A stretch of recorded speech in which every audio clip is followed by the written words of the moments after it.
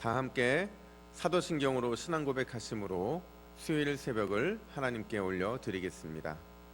전능하사 천지를 만드신 하나님 아버지를 내가 믿사오며 그 외아들 우리 주 예수 그리스도를 믿사오니 이는 성령으로 잉태하사 동정녀 마리아에게 나시고 본디오 빌라도에게 고난을 받으사 십자가에 못 박혀 죽으시고 장사한 지 사흘 만에 죽은 자 가운데서 다시 살아나시며 하늘에 오르사 전능하신 하나님 우편에 앉아 계시다가 저리로서 산자와 죽은 자를 심판하러 오시리라. 성령을 믿사오며 거룩한 공예와 성도가 서로 교통하는 것과 죄를 사하여 주시는 것과 몸이 다시 사는 것과 영원히 사는 것을 믿사옵나이다. 아멘. 함께 찬송가 292장 찬송 올려드리겠습니다. 292장 주 없이 살 수 없네 죄인의 구주여 그 귀한 보배 피로 날 구속하소서. 구주의 사랑으로 흘리신 보혈이 내 소망 나의 위로 내 영광 됩니다. 함께 292장 하나님께 올려드리겠습니다. 주 없이 살 수 없네 죄인의 구주여 그 귀한 보배 피로 날 구속하소서. 구주의 사랑으로 흘리신 보혈이 내 소망 나의 위로 내 영광 됩니다. 주 없이 살 수 없네 나 혼자 못 서리. 힘없고 부족하며 지혜도 없도다. 내 주는 나의 생명 또 나의 힘이라. 주님을 의지하여 지혜를 얻으리. 주 없이 살 수 없네 내 주는 아신다. 내 영의 깊은 간구 마음의 소원을 주밖에 나의 마음 네 알아주리요. 내 마음 위로하사 평온케 하시네. 주 없이 살 수 없네 세월이 흐르고 이 깊은 고독 속에 내 생명 끝나도 사나운 풍랑일 때 날 지켜주시니 내 곁에 계신 주님 늘 힘이 됩니다.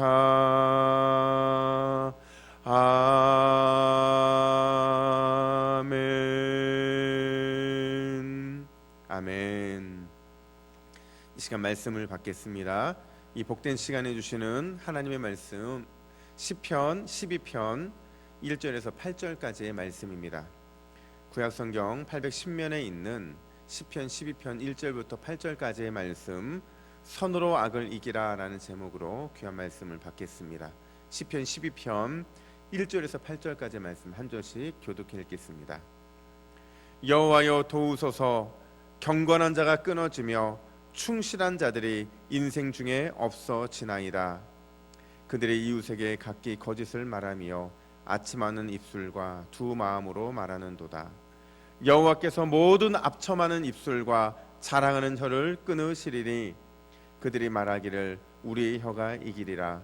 우리 입술이 우리 것이니 우리를 주관할 자 누구리요 함이로다. 여호와의 말씀에 가련한 자들의 눌림과 궁핍한 자들의 탄식으로 말미암아 내가 이제 일어나 그를 그가 원하는 안전한 지대에 두리라 하시도다. 여호와의 말씀은 순결하며 흙 도가니에 7번 단련한 은 같도다. 여호와여 그들을 지키사 이 세대로부터 영원까지 보존하시리이다. 비열함이 인생 중에 높임을 받을 때에 악인들이 곳곳에서 날뛰는 도다. 아멘. 여러분, 경건한 자는 경건치 않는 사회에서 과연 어떻게 살아가야 하는가? 이 질문은요, 아담의 타락 이후에 온 인류가 평생을 고민하고 또 여전히 풀어야 될 숙제로 남아있는 그런 질문이라고 할 수가 있어요. 역사 속에서는 경건한 자, 의인이 경건하지 않는 불의가 가득한 사회에서 어떻게 살아왔는가 하는 것을 보통 세 가지로 답해왔는데, 첫 번째는 세상 속에서 세상과 동일하게 살아가는 것을 선택하는 그러한 태도가 있었습니다. 이것을 우리는 신앙적으로 변절이라고 말하기도 하고 배교라고 말하기도 해요.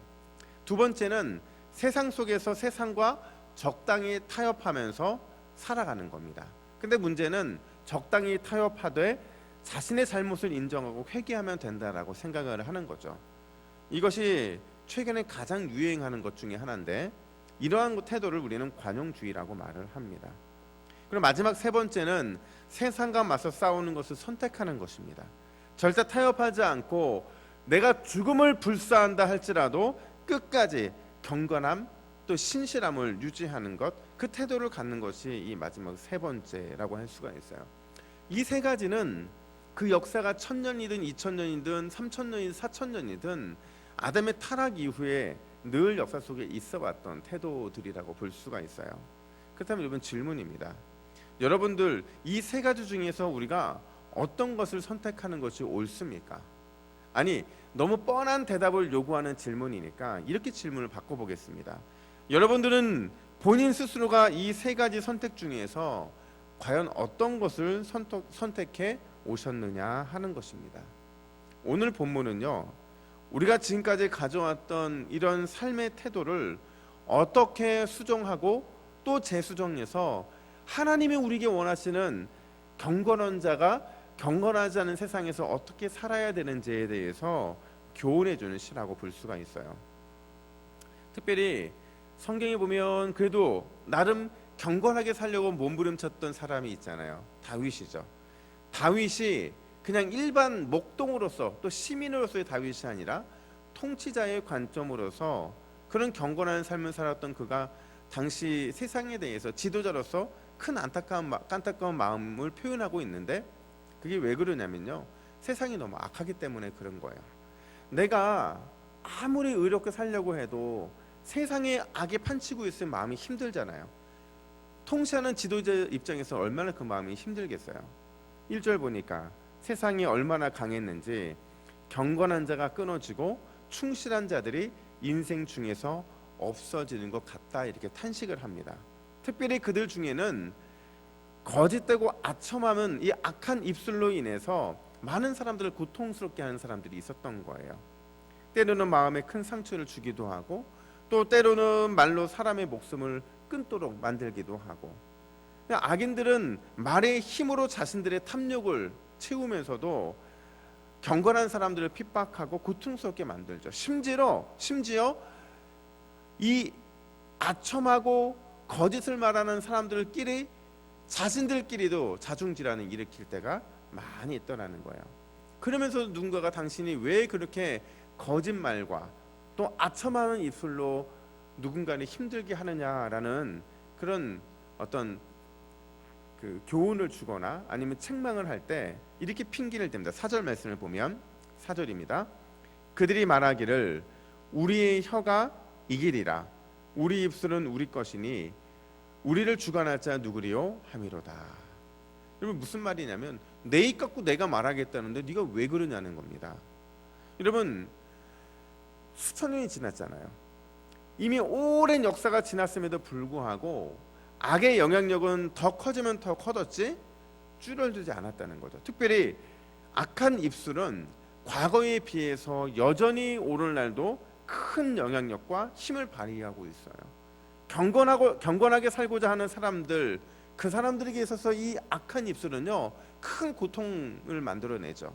심지어 악한 사람들 사이에서도 서로가 서로를 죽이고 물고 뜯고 죽이게 만드는 방법으로 여전히 악한 입술을 사용하고 있다라는 겁니다. 여러분 생각해 보세요.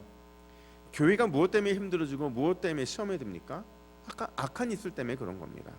원망과 불평, 거짓과 또 뒷담화, 이런 모든 것들이 교회에서 시험 들어 떠나는 사람들을 한번 물어보면 이런 것들 때문에 교회를 떠난다 이렇게 말을 합니다. 그만큼 큰 상처를 만들어내는 거죠.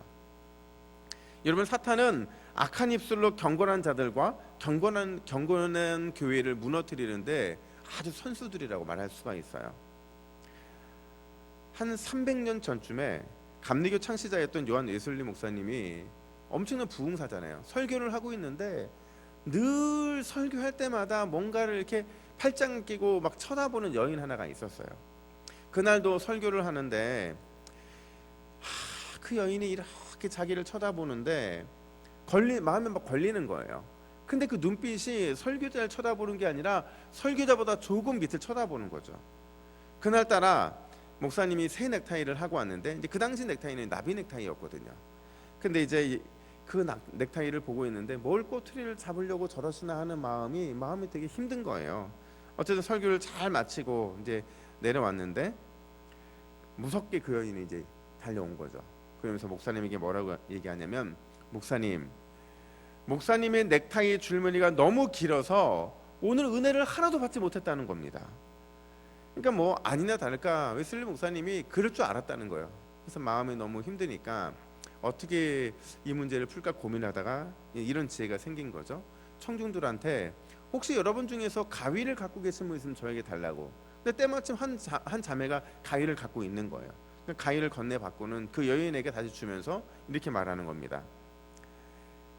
당신이 마음에 드는 것만큼, 그 마음이 편한 만큼 잘라내십시오, 이런 얘기를 하는 거예요. 그러니까 그 여인이 뭐 당연히 잘라냈겠죠. 막 자르면서 목사님 이게 딱 좋습니다 이렇게 딱 하는 거예요.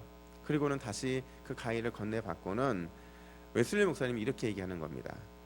이제는 제가 당신을 조금만 교정시켜 주겠습니다. 저는 사실은 잔인한 사람이 되고 싶진 않지만 제가 생각할 때 부인의 가장 큰 문제는 그 혀입니다. 제가 혀를 내미시면 제가 원하는 만큼 그 혀를 잘라드리겠습니다, 이랬다는 거예요. 여러분 무슨 말인지 알죠? 무슨 의미로 이 말을 한지 여러분 아시죠? 여러분, 이 세상에 교회든 세상이든 늘 이 악한 입술의 문제는 우리의 마음과 우리의 심령을 힘들게 만드는 도구로 쓰일 때가 많이 있다는 거죠. 그래서 입에 재갈을 물려서 잘 조정할 수만 있다고 한다면 그 사람이 의인이라고 말할 정도잖아요. 그렇다면 여러분, 악이 흥할 때, 특별히 악한 입술로 인해 곳곳에서 탄식하는 소리가 들리고 경건한 사람들이 고통받는 시간이 있을 때 과연 우리는 이 악한 입술, 특별히 이 악과 어떻게 맞서야 하는가 하는 것이 오늘 시편의 주제라고 할 수가 있어요. 다윗은 두 가지를 말하고 있는데, 첫 번째로 하나님께서 말씀으로 악과 악인의 말을 꺾으신다는 사실을 우리는 늘 기억해야 된다는 거죠. 이 말은 절대 우리가 악을 악으로, 악인의 말은 악한 말로 대응해서는 안 된다라는 거죠. 오늘 보면 3절 보세요. 여호와께서 모든 아첨하는 입술과 자랑하는 혀를 끊으시리니, 이렇게 말하고 있어요. 근데 이게 오늘 이 번역이 옳은지는 모르겠는데 원문을 보면 이 간청으로 되어 있거든요. 그러니까 이런 겁니다. 여호와여, 간사한 모든 입술은 막아주시고 제 자랑하는 모든 혀는 끊어주십시오 라는 거예요. 왜 이런 간청을 다윗이 올리고 있냐면, 왜냐하면 사람의 힘으로는 도저히 이 악인과 악인의 말을 제어할 방법이 없기 때문이라는 거예요. 바꿔 말하자면 오직 여호와 하나님만이 악인의 혀를 끊어버릴 수 있고 오직 하나님만이 악인을 제어할 권세가 있다라는 것을 말해주고 있는 겁니다. 그렇다면 여러분, 하나님이 어떻게 그들의 악한 말, 악인을 제어하실까요? 6절 말씀 보면 여호와의 말씀은 순결하며 흙 도간 위에 7번 단련한 은 같도다 이렇게 말하고 있어요. 여러분, 하나님의 순결한 말씀으로 악한 말을 제어하시겠다 이렇게 말하고 있는 거예요. 무슨 말이냐면 악인의 말은 결국 순결한 여호와 하나님의 말씀 앞에서 그 거짓과 비열함이 고스란히 드러날 수밖에 없다라는 겁니다. 악인 가운데 악한 말이 가득하면 그 악한 말들은 다 묻히게 되어 있어요. 하지만 하나님의 순결하신, 완전 순결하신 하나님의 말씀 앞에서는 언젠가는 그들의 거짓말과 또 비열한 말들이 드러날 수밖에 없다라는 겁니다. 따라서 우리 믿음의 사람들이 때로는 예상치 못한 비열한 말들로 인하여 마음이 상하기도 하고, 뒷담화가 들려와서 우리의 마음을 고통스럽게 하기도 하고, 거짓으로 인해서 우리의 마음이 힘들게 될 때라도 우리는 그것에 일일이 대응해서는 안 된다라는 거예요. 모든 심판을 하나님께 맡기고 오직 하나님의 순결한 말씀으로 그들의 죄와 악을 속히 드러날 수 있도록 간청하는 기도를 올리는 것, 그것이 우리 믿음의 사람들의 의무이고, 또 그것이 오늘 본문의 다윗이 우리에게 보여주고 있는 모델이라는 것이죠. 뿐만 아니라 다윗은 두 번째로 경건한 자의 삶은 반드시 하나님께서 보호하신다는 이런 확신을 가져야 한다 이렇게 말하고 있어요. 7절입니다. 여호와여 그들을 지키사 이 세대로부터 영원까지 보존하시리이다. 아멘. 다윗은 너무 많이 봤던 거예요. 다윗은 이러한 결말들을 직접 몸으로 너무 많이 느꼈던 겁니다. 보기에는 악에 흥한 것 같아요. 악인들이 이기는 것 같아요. 하지만 결국에는 하나님께서 경건한 자기 백성들의 편이 되어 주셔서 그들의 백성들을 다 신원하여 주시고 그들을 지키시고 보존하셨다라는 사실을 그는 확실히 알고 있었다는 거예요. 우리 역시도 마찬가지죠. 우리가 살아가면서 악인이 득세할 때 그 악인의 편에 서봤잖아요. 악인이 득세할 때 그 편에 서봤더니 어떻습니까? 마지막 결론이 뭐냐면 내가 왜 그때 악인의 편에 섰을까? 내가 그 어둠의 권세 앞에 섰을까라는 생각을 우리가 하게 되잖아요. 그 후회와 아쉬움을 하지 않기 위해서는 우리가 불의한 세상과 당당히 맞설 수 있어야 돼요. 하나님이 아니라고 하시는 것에 대해서는 우리가 반드시 아니라고 말할 수 있는 용기가 있어야 된다는 거죠. 왜냐하면 반드시 하나님께서 우리를 보호하시고 우리를 지키시겠다고 약속하고 계시기 때문이라는 거예요. 여러분, 그리스도인들은 주님의 피값으로 산 거룩한 존재들인 줄로 믿습니다. 아멘입니까? 여러분, 우리 그리스도인들을 값으로 계산할 때 값으로 계산할 수 없는 것은 그리스도의 피값을 값으로 계산할 수 없기 때문에 그래요. 그래서 그리스도인은 피값으로 산 거룩한 존재들이라고 말을 하는 겁니다. 악인과 악인의 말에 똑같이 대응하는 그런 삶을 산다고 한다면 우리는 그 그리스도의 피값을 온전하게 그 피값만큼의 영광을 올려드리지 못하는 삶이라고 말할 수가 있어요. 그럼 우리가 어떻게 살아야 됩니까? 항상 우리 그리스도인은 결코 잊지 말아야 되는 것, 선으로 악을 이기라는 겁니다. 절대 악으로 선을 이기거나 악으로 악을 이기려 해서는 안 된다는 겁니다. 선으로 악을 이기고자 하는 마음을 갖는 자에게 주님께서는 그들을 지키사 이 세대로부터 영원까지 보존하실 것입니다. 이 믿음을 가지고 오늘도 세상과 맞서 당당하게 살아가게 될 때 오늘 하루가 주님께서 여러분들과 함께하는 은혜의 하루가 되는 줄로 믿습니다. 그 믿음 갖고 승리를 향해 달려나가는 저와 여러분 되기를 예수님의 이름으로 축복합니다. 함께 기도하겠습니다. 하나님 아버지, 세상이 악이 가득하고 또 악인들의 말이 우리를 찌르고 우리를 고통스럽게 한다 할지라도 반드시 하나님께서 우리를 지키시고 우리의 마음과 우리의 생각을 지키시고 악인들은 반드시 주님의 심판을 받는 사실을 기억하며 오늘 하루도 선으로 악을 이기기로 다짐하는 모든 성도들의 심령이 승리의 심령이요 기쁨의 심령으로 세워지는 복된 하루가 되게 하여 주시옵소서. 이 모든 말씀을 예수님의 이름으로 기도하옵나이다. 아멘.